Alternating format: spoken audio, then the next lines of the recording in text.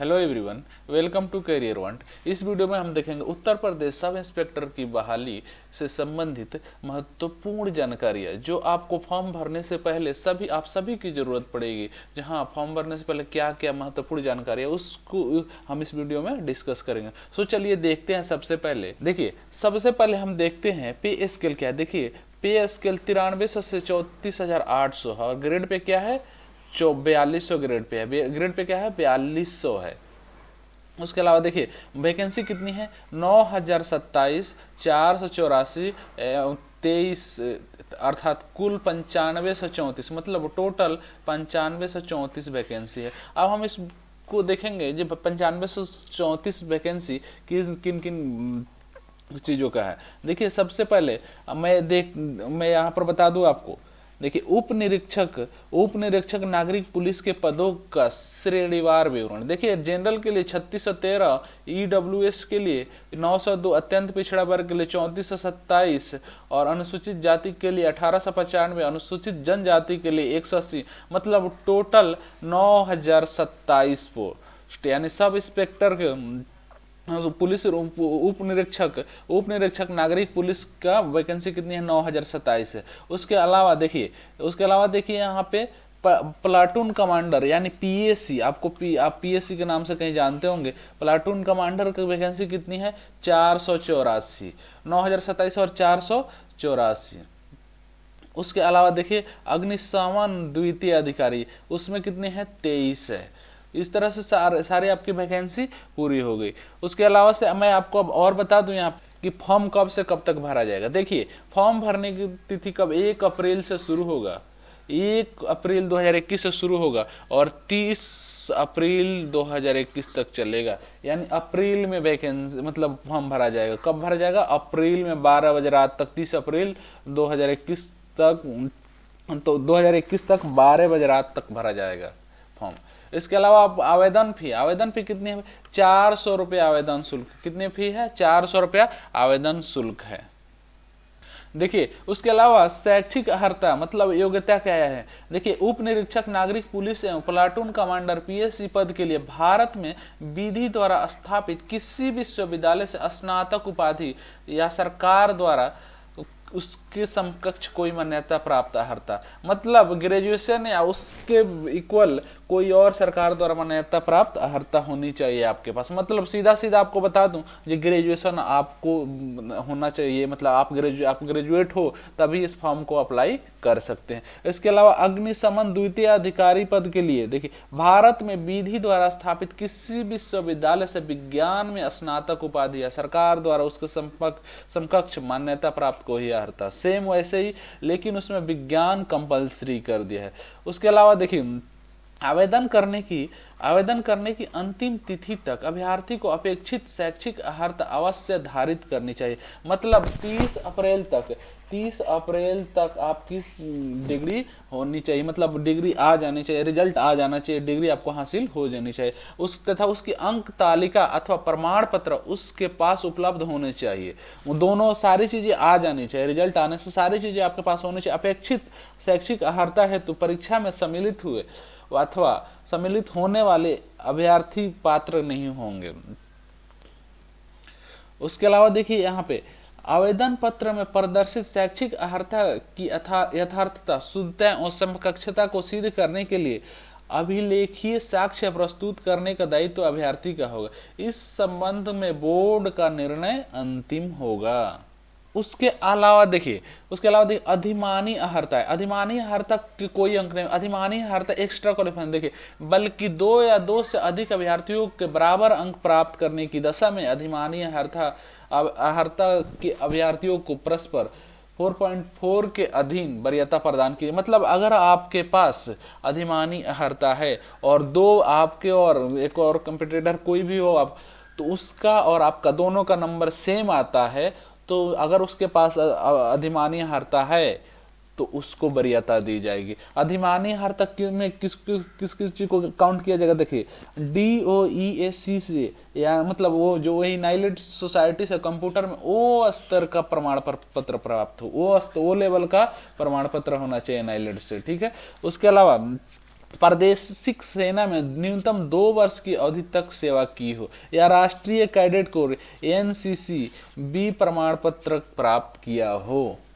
ये चीजें देख लीजिए, आपके पास अगर है तो आपको और मतलब ज्यादा चांस मिलने जाए। अगर कहीं नंबर मैच भी होता है तो आपको छाटने की कोई चांसेज नहीं बनते। उसके अलावा आयु की बात कर लेते हैं। भर्ती के लिए यह आवश्यक है कि अभ्यर्थी ने दिनांक 1/7/2021 को 21 वर्ष की आयु प्राप्त कर ली हो। मतलब अगर किसी का 21 वर्ष पूरा नहीं हुआ अभी तक, वो अगर 1 जुलाई 2021 तक उसकी आयु पूरा हो जाती है, मतलब 21 वर्ष, तो वो भी इस फॉर्म को अप्लाई कर सकता है। और 28 वर्ष से अधिक की आयु पूर्ण की हो, अर्थात उस अभ्यर्थी का जन्म 1 जुलाई 1993 से पूर्व तथा दिनांक 1 जुलाई 2000 के पश्चात न।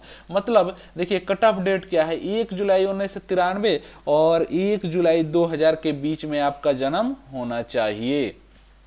उसके अलावा देखिए लिखित, ऑनलाइन लिखित परीक्षा क्या होगी, ऑनलाइन होगी। उत्तर प्रदेश उप निरीक्षक और निरीक्षक नागरिक पुलिस सेवा तथा यथा संशोधित नियमावली 2015 सप्तम संशोधन 2020 के अनुसार ऐसे अभ्यर्थी जिनके आवेदन सही पाए जाएंगे उनसे 400 अंकों की ऑनलाइन लिखित परीक्षा में सम्मिलित होने की अपेक्षा की जाएगी।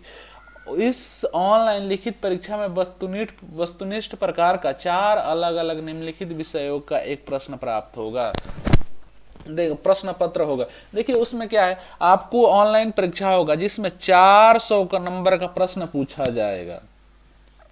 उसमें 400 नंबर का प्रश्न पूछा जाएगा। कौन कौन से सब्जेक्ट से, देखिए हिंदी से 100 नंबर का पूछा जाएगा, मूल विधि, संविधान या सामान्य ज्ञान से 100, और संख्यात्मक एवं मानसिक योग्यता परीक्षा 100 अंक की, और उसके अलावा मानसिक अभिरुचि परीक्षा या बुद्धि लब्धि परीक्षा या तार्किक परीक्षा यानी रीजनिंग से कितने पूछा जाएगा, 100 अंक की प्रश्न पूछे जाएंगे। इसके अलावा आप देखिए ऑनलाइन लिखित परीक्षा 2 घंटे यानी 120 मिनट की होगी।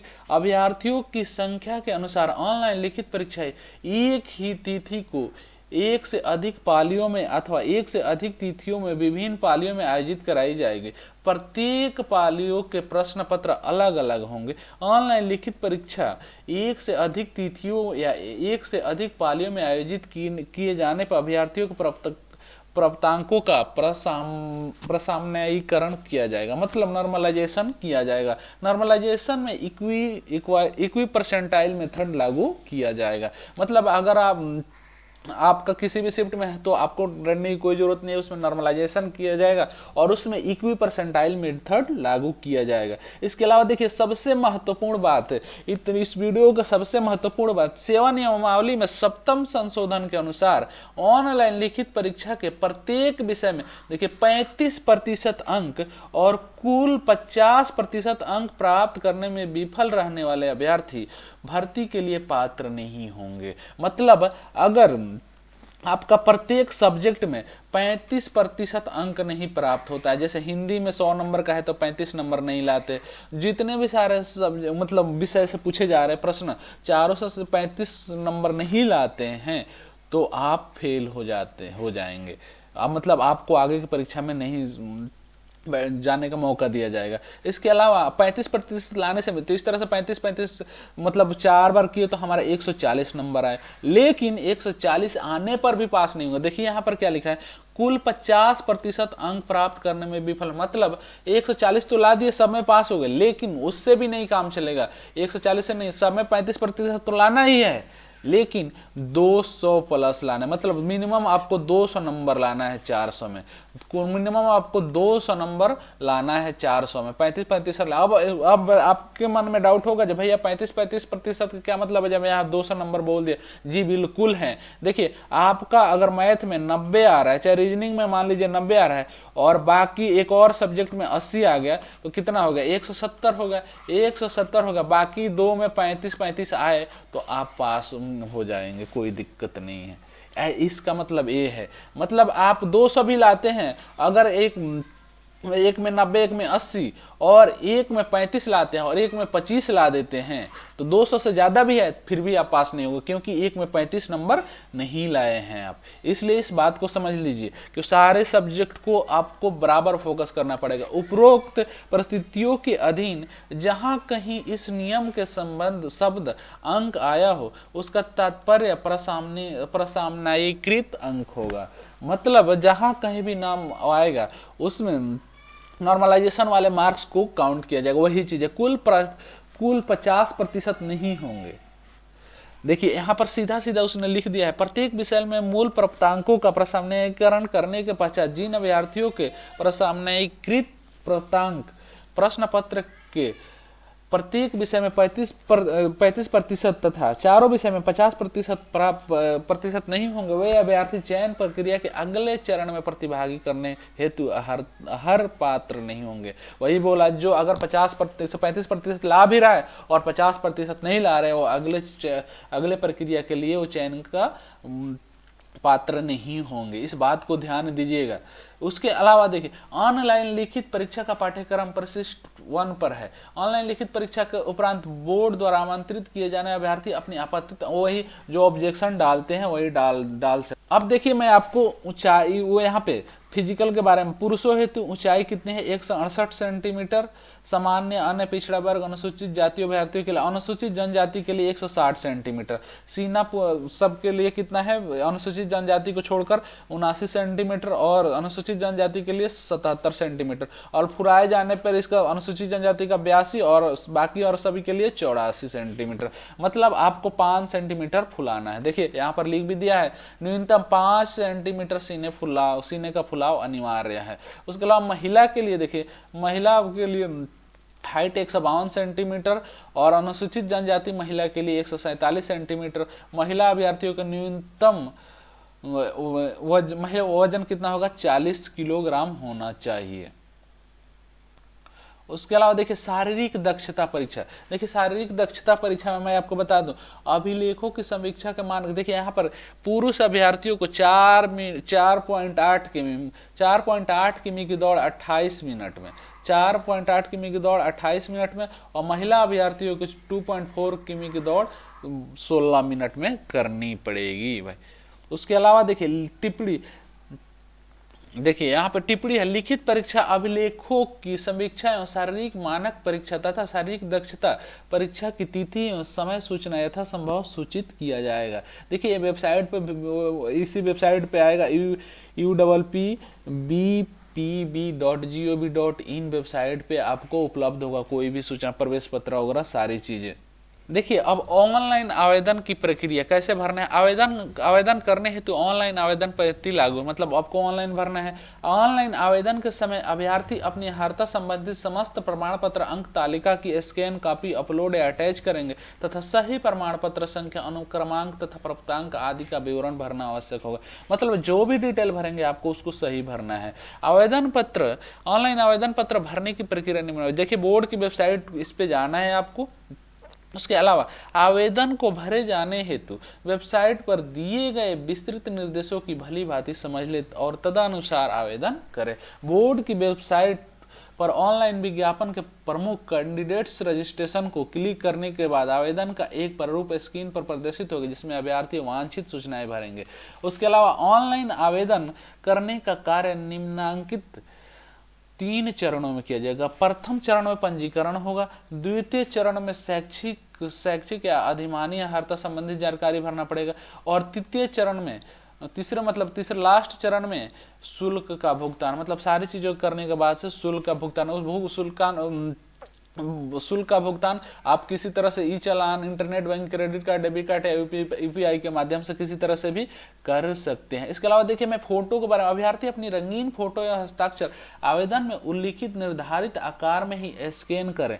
यह भी ध्यान रखिए कि फोटो नवीनतम और आवश्यक तक होनी चाहिए। सेवारत अभ्यर्थी की फोटो में कोई वर्दी धारित नहीं होना चाहिए। मतलब अगर आप यूपी पुलिस में हैं, मतलब कोई भी उसमें हैं, तो आपको वर्दी धारित फोटो नहीं होना चाहिए।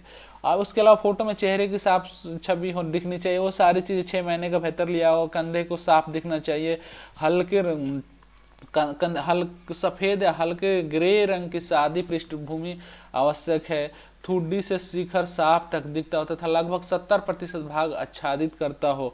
तटस्थ अभिव्यक्ति, मुंह बंद, आंखें खुली होनी चाहिए। चेहरे के दोनों किनारे, दोनों कान साफ दिखते हुए, कैमरे पर सीधी नजर। उस चश्मा पहने स्थिति में आंखें साफ दिखनी चाहिए और ग्लास रंगीन नहीं होने चाहिए। फोटो में टोपी, मफलर आदि धारण नहीं करना चाहिए। इतने सारे चीजों को, इसके अलावा आपको मैं बता दूं, देखिए आवेदन सबमिट करने के पश्चात उसमें कोई मतलब एक बार आपने आवेदन भर दिया तो उसमें कोई संशोधन नहीं। ऑनलाइन आवेदन भरने हेतु विस्तृत निर्देश बोर्ड की वेबसाइट पर यथा समय उपलब्ध रहेंगे। अब देखिए मैं सिलेबस को थोड़ा सा और विस्तार से बता दूं। देखिए हिंदी 100 अंक का, मूल विधि संविधान जो है 100 अंक का, संख्यात्मक और मानसिक योग्यता परीक्षा 100 अंक का, मानसिक अभिरुचि परीक्षा 100 अंक। टोटल परीक्षा कितने के अंक हो गए? 400 अंक हो गए। देखिए हिंदी में, हिंदी और सामान्य भारतीय भाषा हिंदी जो सारे यहाँ पर आप इसका स्क्रीनशॉट लेकर रख सकते हैं। उसके अलावा मूल विधि में देखिए भारतीय दंड विधान और दंड प्रक्रिया संहिता, वो सारी चीजों को आप स्क्रीनशॉट लेकर रखते हैं। संविधान के बारे में क्या क्या पूछा जाएगा, नीति निर्देशक, मौलिक अधिकारों, मूल कर्तव्य, संसदीय व्यवस्था, ये सारी चीजें पूछेंगे। उसके अलावा सामान्य ज्ञान के बारे में देखा। उसके अलावा संख्यात्मक एवं मानसिक योग्यता परीक्षा में आप देख सकते हैं नंबर सिस्टम, सिंप्लीफिकेशन, ये सारी चीजें पूछी जाएंगे। आप इसका स्क्रीनशॉट लेकर रख लीजिए। उसके अलावा